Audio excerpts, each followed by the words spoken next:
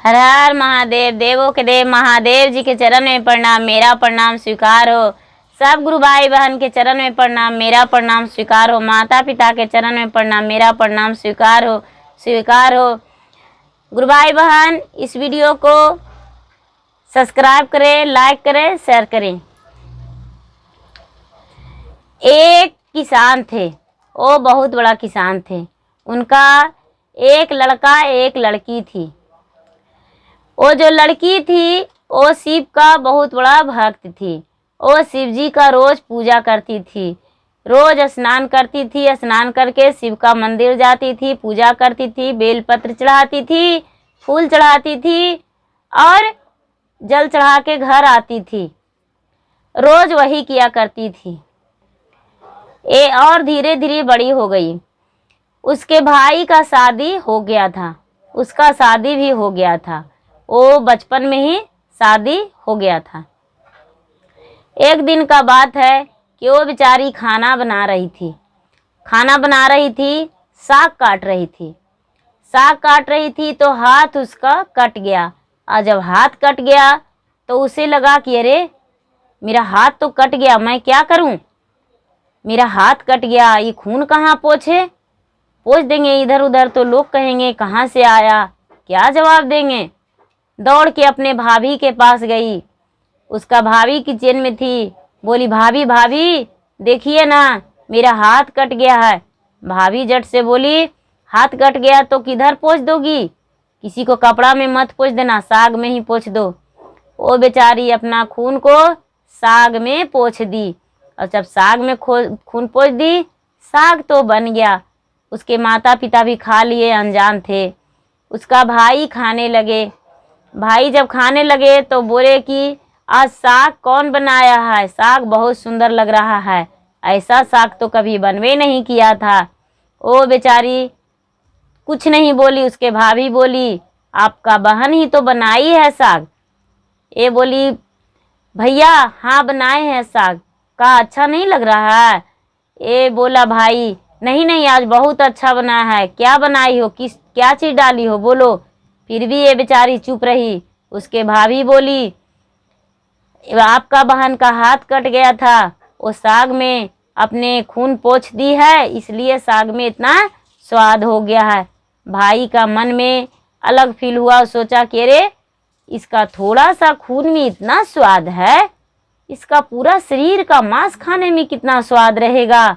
वो निर्दयी ऐसा मन में लगा लिया और रात में माँ के पास जाके बैठा और बोला, माँ हम खेत में हल जोतने जाएंगे कल।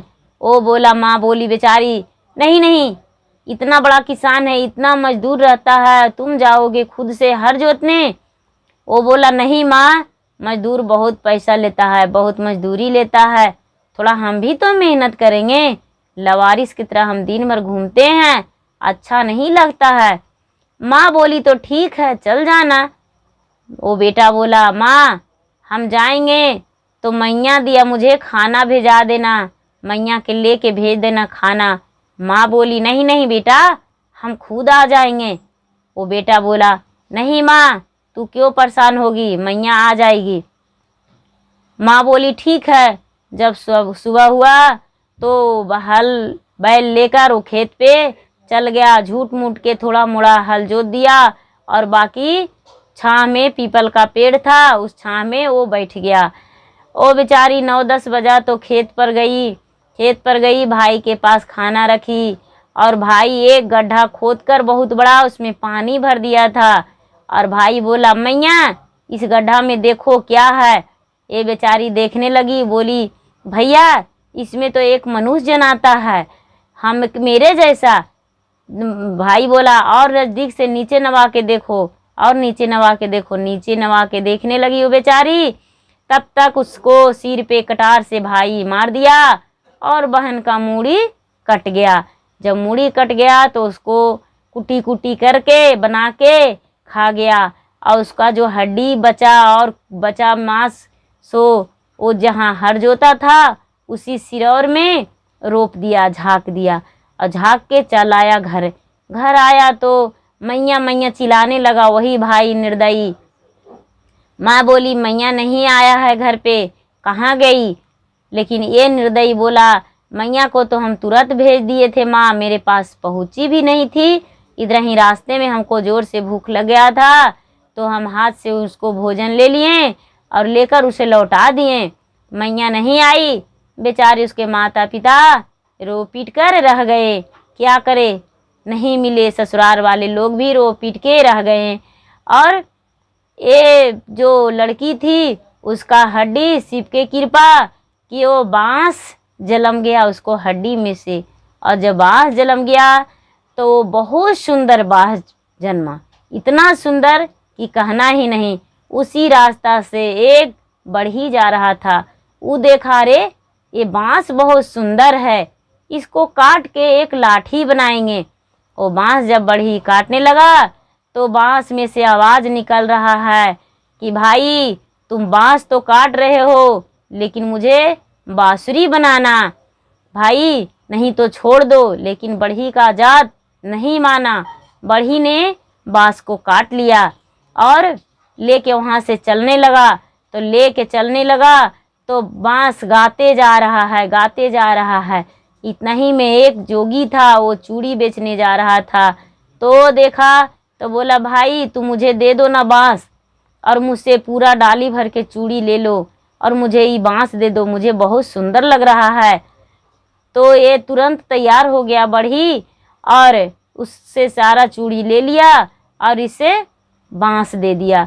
जब बांस दे दिया तो ये बांस लिया तो बांस में से आवाज़ निकल रहा है कि भैया जे मरलन भाभी मरवैलन मोर रसित से चुंदरी रंगैलन सिरोरी रोपी देलन फूटी गईली हरियर बास काटी ले लक बड़ही के जात बदली ले ल जोगिया फकीर बसवा जे ले ल जोगी बड़ी बेस कैल बसवा के बसुरी बनई है ले चली है माता के दुआर चारों नगरिया जोगी घूरी फिरी मांगी है मतु जई है भैया दरबार।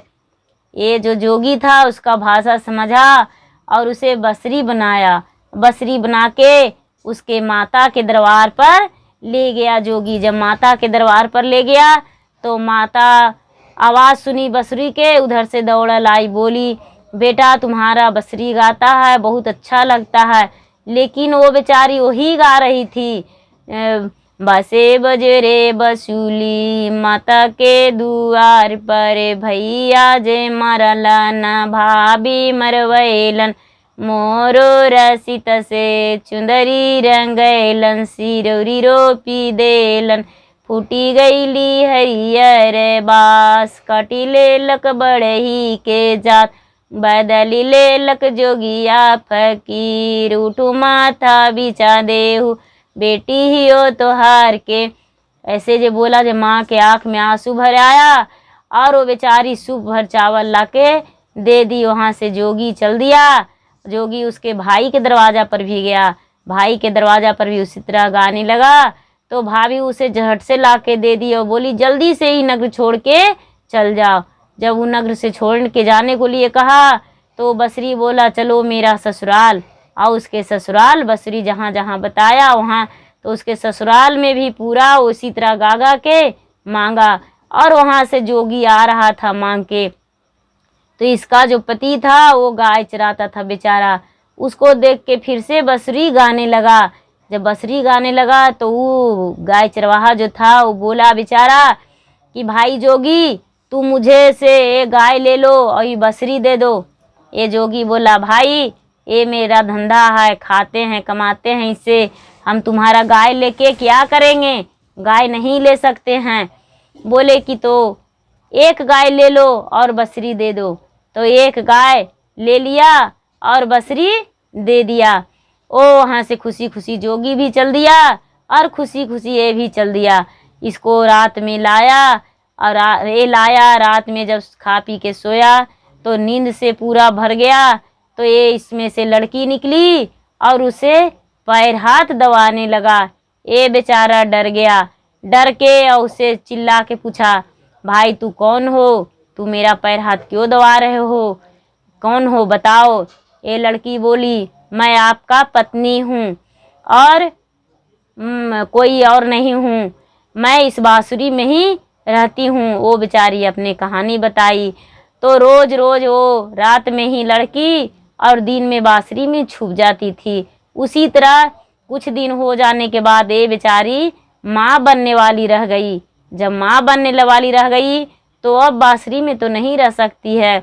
अपने पति से बोली कि बोलिए अब हम क्या करें, अब मुझे कोई उपाय नहीं है। उसका पति बोले तो हम क्या करें, इसमें मुझे कुछ नहीं बनता है, क्या कहूँ, किससे क्या बताऊँ। ये बेचारी शंकर भगवान के हाथ जोड़ के विनती करके प्रार्थना करके बोली, महाराज मुझे आप ही कुछ उपाय दीजिए कि जिसमें हम दोनों कुल का बराबरी कर सकें, मान रख सकें। तो भगवान वहाँ उसके घर साधु का रूप में आए और बोले उसके सास से कि तुम्हारे घर में कोई है जो तुम नहीं जानती हो। वो बेचारी सास बोली, कौन है। तो तुम्हारे घर में एक बहू रह रही है जिसे तुम सामान नहीं देती हो। बोले कहाँ है। वही शंकर भगवान उसके सास के हाथ पकड़ के और जहाँ वो बसरी था उसी घर में गई तो देख रही है कि पलंग के नीचे बेचारी छुप के एक कोना में दुबक के बैठी हुई है। उसके हाथ पकड़ के और साधु बाबा सबके सामने खड़ी कर दिए। शंकर भगवान साधु का जो रूप में थे सबके सामने खड़ी कर दिए और बोले कि देखिए ये कौन है, इसे पहचानते हैं। ये सास तो देखकर चकित हो गई, बोली कि कब से रह रही है, मुझे कोई पता नहीं इसका। वो बेचारी बोली कि अपने कहानी बताई कि हाँ माँ जी सच है कि हम आपके घर में सालों से रह रहे हैं और किसी को हम कानों कान जानने नहीं दिए, खबर नहीं हुआ, हम सचमुच में आपके घर में थे। वो बेचारी सच्चे भक्त थी शिव का, मर के भी फिर से जी गई और बोली कि ठीक है हम जिंदा तो हो गए हैं लेकिन मेरे माता पिता से मत बताइएगा, मत कहिएगा कि हाँ आपका बेटी जीवित है। लेकिन उसके पति और घर वाले बोले कि ऐसा हम नहीं होने देंगे, उन्हें सजा मिलना चाहिए, उसे दंड मिलना चाहिए। उसके ससुर और उसका पति उसके घर ले गए और जाके बोले, उसके माता पिता जब पहचान गए बोले कि हमारी बेटी आपको कहाँ मिली। तो बेटी सारा कहानी बताई अपने माता पिता से। तो उसके माता पिता और उसके घर वाले, गांव वाले जो भी थे, उसको भाई को उस गांव से, उस शहर से निकाल दिए, उसके भाभी के और उसको भाई को, और दोनों जगह ये रहने लगे अच्छा से। और इनका स्वीकार लिया गया, उनका सच जान के पूरे देश से निकाल दिए। और ये बेचारी पूरा चर्चा फैलाई शिव जी को कि शिव बहुत पुराने गुरु हैं, दयालु हैं, दया के सागर हैं, दुखिया को दुख को बांटते हैं, गूंगा को बोलता है, अंधा को लुकता है। इसलिए हम मर भी गए थे तो फिर से हम जी गए हैं। हमें शिव गुरु बहुत दया किए हम पे कि हमको मर जाने के बाद भी मुझे गुरु जिया दिए और नैहर ससुराल बराबर कर दिए, मिला दिए, दोनों कुल का मान रखें। हर हर महादेव।